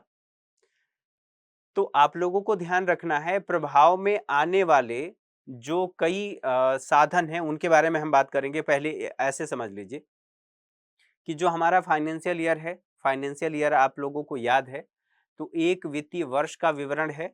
और वित्तीय वर्ष के साथ साथ प्रभाव प्रभाव आने वाले या प्रभाव में आने वाले कई जो इससे संबंधित अवधारणाएं हैं, उन अवधारणाओं को भी समझ लेते हैं। जब मैंने ये कहा कि कई अवधारणाएं हैं, तो अवधारणाओं का मतलब ये समझिए कि 1 वित्तीय वर्ष की बात हमने की कि 1 वित्तीय वर्ष है, लेकिन जो यहां पर खर्च किया जाएगा उसका क्या तत्काल लाभ सरकार को मिलेगा? सरकार को तत्काल लाभ तो मिलेगा नहीं। तो इसलिए कहा जा रहा है कि ये जो भी आवंटन किया जाएगा या जो भी बजट बनाया गया है, दरअसल इस बजट का प्रभाव जो होगा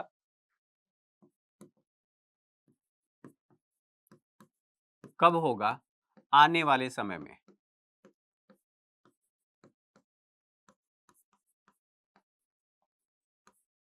ठीक है, आने वाले समय में इसका प्रभाव देखने को मिलेगा इस बजट का। तो दो बातें तो यहां पर हम लोगों ने समझ लिया। पहली बात, तीन बातें हम लोगों ने समझ लिया कि सरकारी बजट एवं उससे अर्थव्यवस्था की बात हो रही है। इसमें अर्थ तथा अवयव की बात करें तो संविधान के अनुच्छेद 112 में दिया गया है। हमने बात कर लिया कि जो इसके अर्थ तथा अवयव हैं, संविधान के अनुच्छेद 112 के तहत बताया गया है कि वार्षिक वित्तीय विवरण, और ये वार्षिक वित्तीय विवरण राष्ट्रपति संसद के दोनों सदनों में रखवाते हैं, वित्त मंत्री के माध्यम से रखवाते हैं। ये क्या होता है, कैसा विवरण होता है? तो जो प्राप्तियां हैं और व्यय हैं उनका विवरण होता है। साथ ही साथ हमने बात की कि वार्षिक वित्तीय विवरण सरकार का यह मुख्य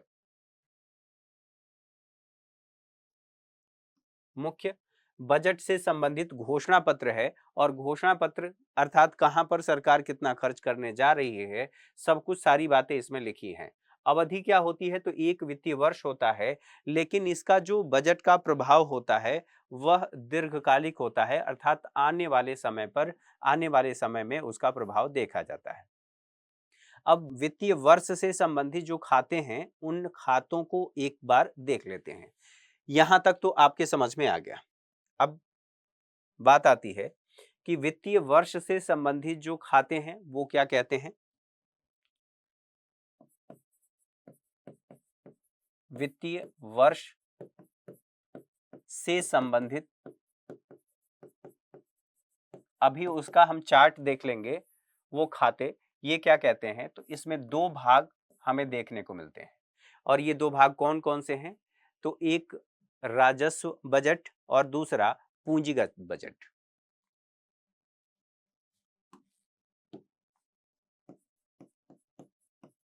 राजस्व बजट और दूसरा यहीं पर पूंजीगत बजट। ठीक है, राजस्व बजट और पूंजीगत बजट। इसका संबंध किससे है? तो सरकार की जो संपत्ति है और सरकार की जो देनदारियां हैं, इन दोनों से ये संबंधित है। इन दोनों की बात की जाए तो यह दोनों किससे संबंधित है? सरकार की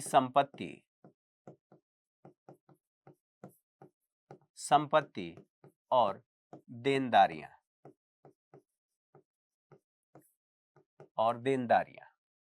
दरअसल यह दोनों इसी से संबंधित हैं। ठीक, तो दो बातें हमने समझ लिया कि इसके दो भाग हैं, एक को कहते हैं राजस्व बजट और एक को कहते हैं पूंजीगत बजट। अब जब सरकारी बजट के इन दोनों बातों को आगे चल करके हम तब समझ पाएंगे जब हम ये समझ लें कि जो बजट है, इस बजट का उद्देश्य क्या है। तो यहाँ एनसीईआरटी में हम देख लेते हैं, उसी हिसाब से हम सारी बातों को लेकर के चल रहे हैं। सरकार, जो सरकारी बजट है, अर्थ और इसके अवयव, ये हमने बात कर लिया, यहीं पर दिया गया है। संविधान की धारा 112 के अनुसार हर वित्तीय वर्ष 1 अप्रैल से 31 मार्च तक के लिए अनुमानित प्राप्तियां क्या होती हैं, जो आगे के लिए, जैसे 2023-24 के लिए बजट आया है, बजट जो अभी आया 23-24 के लिए है, तो 23-24 के लिए क्या सोचिए कि 23-24 क्या खत्म हो गया है क्या?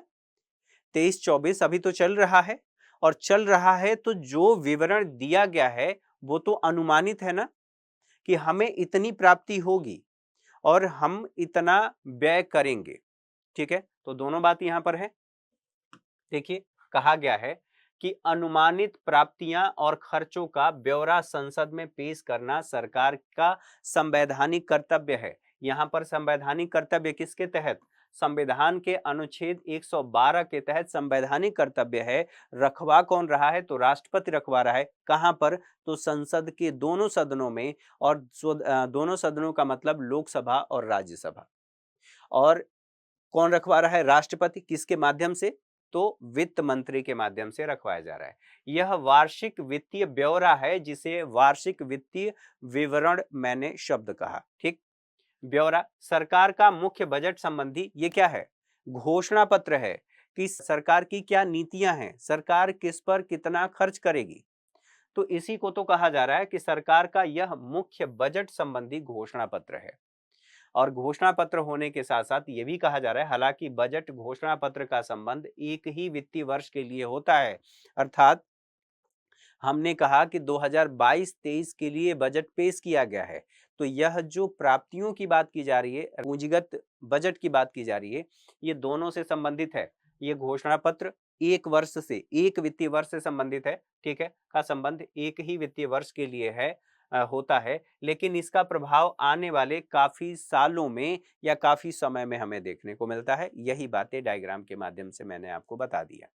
अब यहाँ अगली बात होती है, अ, अतः दो तरह के खाते वित्तीय वर्ष से संबंधित होते हैं, उन्हें केवल राजस्व खाते, ठीक है, राजस्व खाते के साथ साथ राजस्व खाते में शामिल किया जाता है, जैसे राजस्व बजट भी कहते हैं, और जिनका संबंध सरकार की संपत्ति तथा देनदारियों से होता है। और दूसरा कहा जा रहा है पूंजीगत बजट भी कहा जाता है। इन खातों को समझने के लिए पहले बजट के उद्देश्यों को समझना जरूरी है, और यहीं पर बजट का उद्देश्य आपके सामने बताया गया है कि बजट का उद्देश्य क्या है। अब बजट के उद्देश्यों को समझ लेते हैं।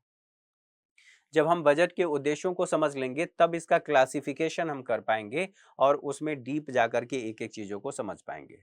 तो सरकार के बजट का जो उद्देश्य है, ठीक है, इसका या ऑब्जेक्टिव ऑफ गवर्नमेंट बजट आप ऐसे कह सकते हैं इंग्लिश में। सरकार क्या करना चाहती है? सरकार जन कल्याण सुनिश्चित करना चाहती है या जन कल्याण बढ़ाने हेतु कार्य करती है। हम कैसे देश में रहते हैं? लोकतांत्रिक देश है। लोकतंत्र में किसका शासन है? जनता का शासन है। और इसी में हम लोगों ने बात किया था, अगर संविधान की प्रस्तावना आप पढ़ेंगे तो उसमें 3 प्रकार के न्याय की बात कही गई है, सामाजिक, आर्थिक और राजनीतिक न्याय। तो जब सामाजिक, आर्थिक और राजनीतिक न्याय की बात की गई है तो इसमें आर्थिक न्याय भी है। आर्थिक न्याय तब सुनिश्चित होगा जब संसाधनों का समान वितरण होगा, अर्थात संसाधनों का वितरण किया जाएगा। तो वित्त क्या है या मुद्रा क्या है? ये भी एक संसाधन है। संसाधन कैसा है? कल्याण सुनिश्चित करने का। तो क्या सरकार लोगों को डायरेक्ट पैसा दे दे? डायरेक्ट पैसा दे दे तो कल्याण तो सुनिश्चित होगा नहीं। वो हो सकता है कि एक व्यक्ति को सरकार ने दे दिया कि आप जाइए इसका टीका लगवा लीजिए।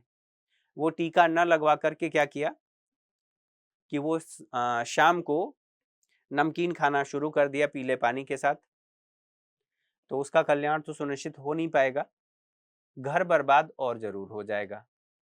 तो इसके लिए यहाँ पर सरकार जो बजट लेकर के आती है, इसका उद्देश्य होता है जन कल्याण बढ़ाने हेतु कार्य करना। तो पहली बात यहाँ पर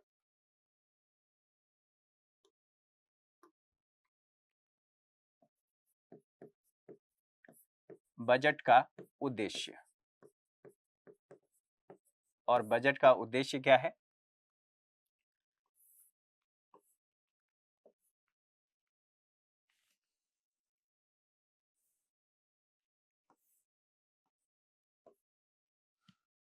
जन कल्याण,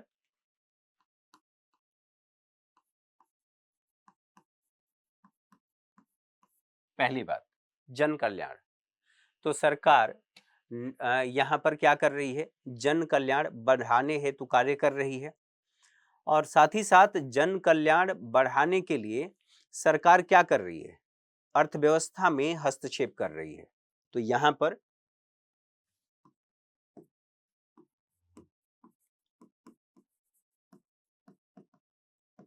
अर्थव्यवस्था में हस्तक्षेप।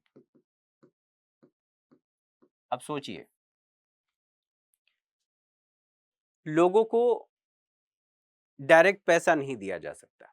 हालांकि जो हस्तांतरित आय की बात है आप उसे कह सकते हैं। फिलहाल हम ये कह रहे हैं कि सरकार क्या करेगी? बजट के आवंटन का कार्य करेगी, अर्थात सरकारी बजट का आवंटन करेगी, और साथ ही साथ सरकारी जो बजट है या सरकार जो है बजट का पुनः आवंटन करती है।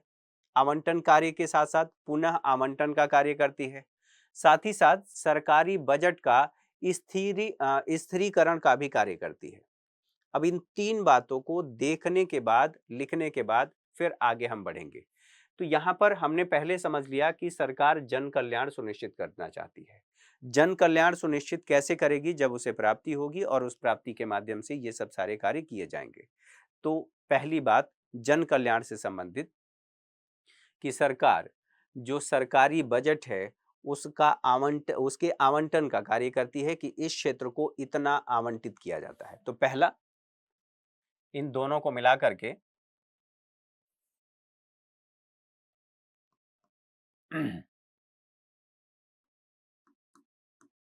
बजट का आवंटन किया जा रहा है। आवंटन करने के साथ साथ आवंटन का कार्य आप ऐसे लिख लीजिए, बजट के आवंटन का कार्य यहां पर सरकार कर रही है। आवंटन के साथ साथ दूसरी बात होती है, सरकार बजट का पुनः आवंटन करती है। यहां पर पुनः आवंटन, अब ये क्या क्या है, एक एक चीजें हम विस्तार से समझेंगे। पुनः आवंटन के अलावा सरकारी बजट का स्थिरीकरण किया जाता है। तो यहां पर स्थिरीकरण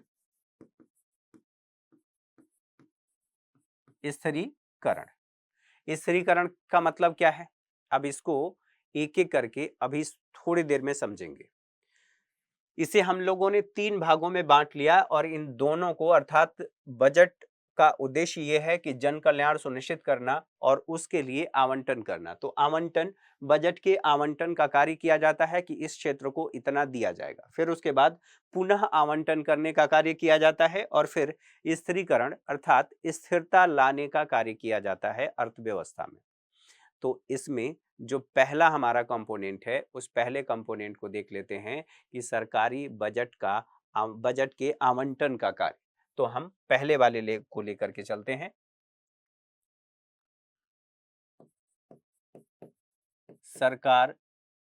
सरकारी बजट के आवंटन का कार्य। अब इस कार्य में क्या किया जा रहा है, दो तीन बातें हमें ध्यान रखनी है। पहली बात, सरकार निश्चित वस्तुओं और सेवाओं को उपलब्ध कराती है। तो ये वस्तु और सेवा कैसी होती हैं? निश्चित वस्तुओं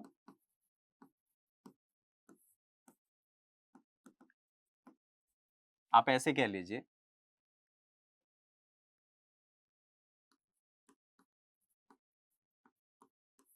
वस्तुओं और सेवाओं को उपलब्ध कराना,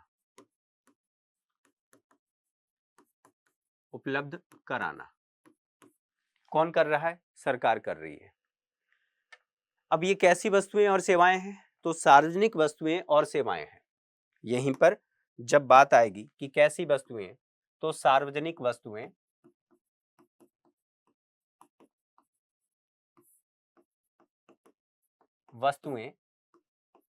ऑब्लिक सेवाएं, वस्तुओं और सेवाएं की बात की जा रही है। जैसे राष्ट्रीय सुरक्षा कौन सुनिश्चित करता है? सरकार। उसके लिए क्या चाहिए? बजट चाहिए। ठीक। सड़क की बात कर लीजिए, सड़क चाहिए किसके लिए? वहां पर सेवाओं को बढ़ाने के लिए या आर्थिक गतिविधियों को बढ़ाने के लिए। आप ऐसे कह सकते हैं कि जनता के कल्याण के लिए ऐसा किया जाएगा। तो जनता के कल्याण के लिए सड़क की बात होगी। तो यहीं पर एक एक करके, जैसे राष्ट्रीय सुरक्षा, सड़क की बात कर लीजिए या फिर प्रशासन की बात कर लीजिए। यहां पर तीन बातें, राष्ट्रीय सुरक्षा,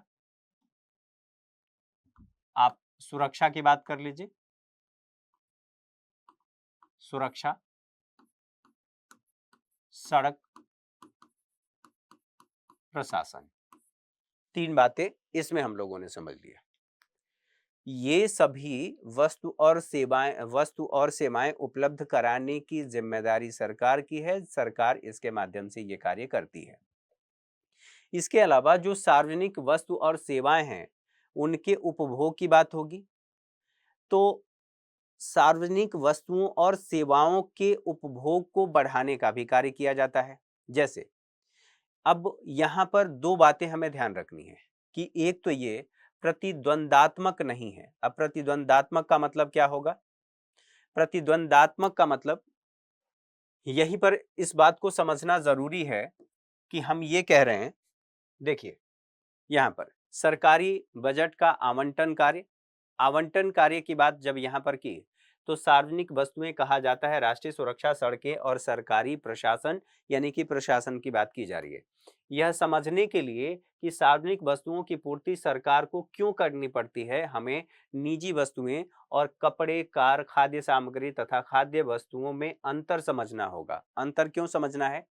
कि सार्वजनिक वस्तुएं वो वस्तुएं हैं जो सभी के लिए समान रूप से उपलब्ध हैं, और जो निजी वस्तुएं हैं उस पर निजी व्यक्ति का अधिकार है। जैसे ये बाइक मेरी है, ये कार मेरा है, उस पर स्वामित्व या व्यक्तिगत अधिकार किसका है? मेरा है। लेकिन जब सड़क की बात आएगी, तो सड़क क्या एक व्यक्ति का है? या कोई एक व्यक्ति ऐसा भी तो हो सकता है जो सड़क के लिए भुगतान नहीं किया हो, लेकिन सड़क का इस्तेमाल कर रहा है। तो सड़क का इस्तेमाल तो वो करेगा ही। तो यहां पर कहा जा रहा है, यह समझने के लिए कि सार्वजनिक वस्तुओं की पूर्ति सरकार को क्यों करनी पड़ती है, हमें निजी वस्तुएं जैसे कपड़े, खाद्य सामग्री तथा सार्वजनिक वस्तुओं के मध्य अंतर समझना होगा। इसमें दो मुख्य अंतर है। पहला तो यह कि सार्वजनिक वस्तुएं सभी के लिए उपलब्ध हैं तथा इनके लाभ किसी एक विशेष उपभोक्ता तक सीमित नहीं है, सभी तक है। उदाहरण के लिए यदि एक व्यक्ति चॉकलेट खाता है या कमीज पहनता है तो ये वस्तुएं अन्य व्यक्तियों के लिए उपलब्ध नहीं रहेंगी। यह कहा जा सकता है कि इस व्यक्ति के उपभोग तथा अन्य व्यक्तियों के उपभोग में प्रतिद्वंदी संबंध है, प्रतिद्वंदी। ठीक है, लेकिन यहां पर कहा जा रहा है तो इनके लाभ सभी के लिए उपलब्ध नहीं होंगे। एक व्यक्ति द्वारा एक वस्तु का उपभोग दूसरे के लिए उसके उपभोग की उपलब्धता को कम करेगी। अर्थात यहां पर एक व्यक्ति उपभोग कर लिया, दूसरे के लिए उपलब्धता में कमी आई। लेकिन जो सार्वजनिक वस्तुएं होती हैं वो एक व्यक्ति के उपभोग से उसमें कमी नहीं आती है, उस पर सबका आप ऐसे कह सकते हैं समान अधिकार होता है। अतः एक साथ कई लोग इसका लाभ उठा सकते हैं। अर्थात यह कई लोगों का उपभोग प्रतिद्वंदात्मक नहीं है, अर्थात इससे नुकसान नहीं होता है। सड़क आप भी इस्तेमाल कर रहे हैं, मैं भी कर रहा हूं, क्या दिक्कत है? तो यहां प्रतिद्वंदात्मक संबंध आ रहा है क्या? लेकिन जब एक चॉकलेट की बात आई तो वहां पर हमने कहा कि इससे प्रतिद्वंदी संबंध दिखाई दे रहा है। कैसे प्रतिद्वंदी संबंध? यह कहा जा सकता है कि इस व्यक्ति के उपभोग तथा अन्य व्यक्तियों के उपभोग में प्रतिद्वंदी संबंध है। यहां पर चॉकलेट की बात आई कि यदि एक व्यक्ति चॉकलेट खाता है या कमीज पहनता है तो ये वस्तुएं अन्य व्यक्तियों के लिए उपलब्ध नहीं होती हैं, इसलिए प्रतिद्वंदी संबंध है। लेकिन जो सार्वजनिक वस्तुएं हैं उनमें प्रतिद्वंदी संबंध नहीं है। अब बात तीसरी आएगी कि जो सार्वजनिक वस्तुएं हैं वो सार्वजनिक वस्तुएं गैर अब आप ऐसे भी कह सकते हैं कि मुफ्तखोरी, जो अभी थोड़ी देर मैंने कहा कि सार्वजनिक वस्तुएं कैसी हैं, गैर अपवार्जनीय, ऐसे एक शब्द का इस्तेमाल यहां पर किया गया है। देखिए क्या है, यह गैर अपवर्जनीय है। अब गैर अपवर्जनीय इसका मतलब क्या है? यहां पर ये कहा जा रहा है कि जो सार्वजनिक वस्तु है वो सार्वजनिक वस्तु कैसी है, तो सार्वजनिक वस्तुओं का उपभोग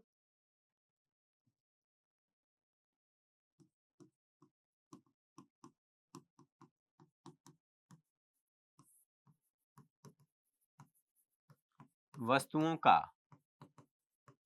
उपभोग। अब यहां पर जो सार्वजनिक वस्तुओं का उपभोग हो रहा है इसी को हमने कहा कि प्रतिद्वंदात्मक नहीं है। कैसा नहीं है?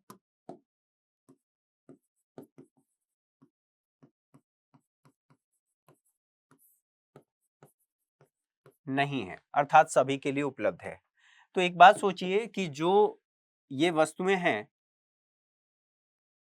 जो सार्वजनिक वस्तु हैं, यह गैर अपवर्जनीय है।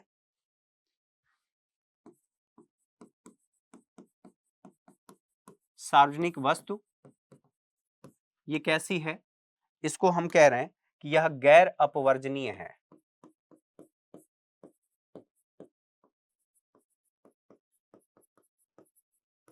गैर अपवर्जनीय है। यहां पर देखिए क्या लिखा है, गैर अपवर्जनीय कहा जाता है। ये ऐसा इसलिए कहा जा रहा है क्योंकि यदि कुछ उपभोक्ता भुगतान नहीं भी करते हैं तो भी सार्वजनिक वस्तुओं के लिए शुल्क एकत्रित करना कठिन नहीं है, अपितु बहुत बार असंभव हो जाता है। इनके द्वारा भुगतान दिए बिना उपभोग करने वालों को मुफ्तखोर कहा जाता है। अर्थात आप भले ही टैक्स सड़क के लिए ना दे रहे हो, पता चला कि बुग्गी गाड़ी लेकर के आप चले गए, आप उसके लिए कोई टैक्स नहीं दे रहे हैं, तो इसका भुगतान तो नहीं हो रहा है। तो यही यहाँ पर बात कही जा रही है कि इसे गैर अपवर्जनीय कहा जाता है या मुफ्तखोर भी कहा जाता है। ठीक है, अब यहाँ पर उत्पादन और उपभोग की, यहाँ एक बात सोचिए, उत्पादन हो रहा है, उपभोग हो रहा है, उसकी कड़ी टूट रही है क्या? कड़ी का टूटना यहाँ पर दिखाई दे रहा है। कड़ी टूटने का मतलब ये है, यहीं पर देखिए एक बात कही गई है,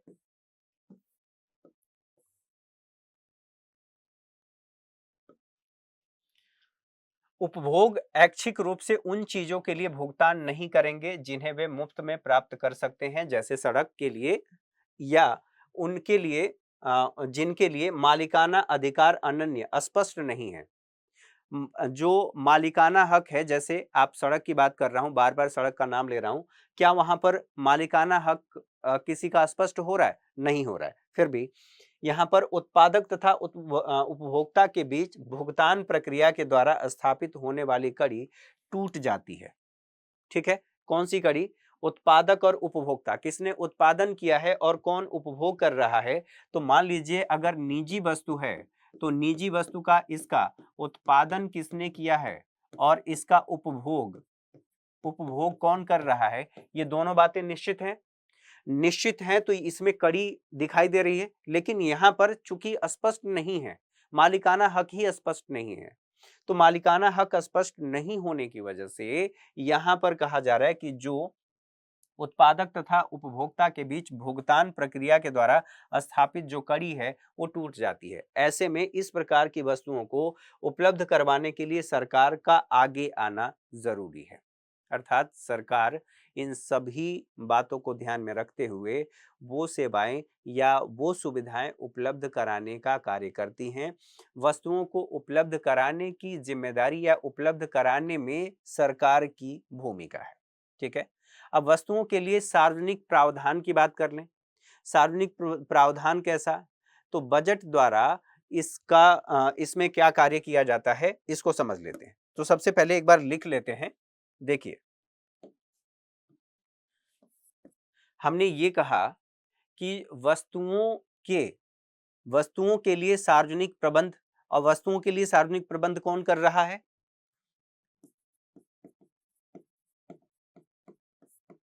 वस्तुओं के लिए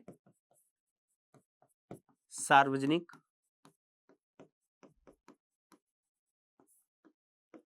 प्रबंध। ठीक है, अब सार्वजनिक प्रबंध की जब बात आ रही है तो यहां पर सोचिए, बजट के द्वारा यहां पर क्या किया जा रहा है? वित्त पोषण किया जा रहा है। वित्त पोषण बिना प्रत्यक्ष, ठीक है, बिना प्रत्यक्ष भुगतान किए इसका उपभोग किया जाता है। अब यहां पर इसे देख लीजिए, सार्वजनिक प्रावधान सार्वजनिक प्रावधान तथा सार्वजनिक उत्पादन में अंतर होता है। वस्तुओं की सार्वजनिक क्षेत्र द्वारा अभिप्राय है कि इसका वित्त पोषण बजट के द्वारा किया जा रहा है, जैसे सड़क, जैसे प्रशासन द्वारा होता है तथा बिना कोई प्रत्यक्ष भुगतान किए इनका उपयोग किया जा सकता है।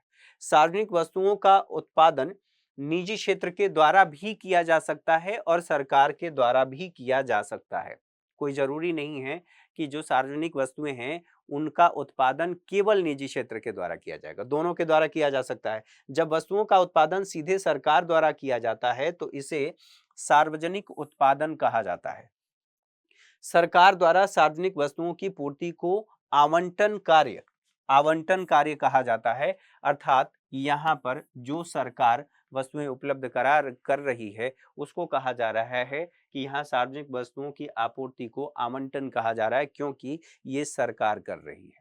ठीक है, तो बिना प्रत्यक्ष भुगतान किए इसका उपयोग किया जा रहा है, ये सार्वजनिक वस्तुएं हैं।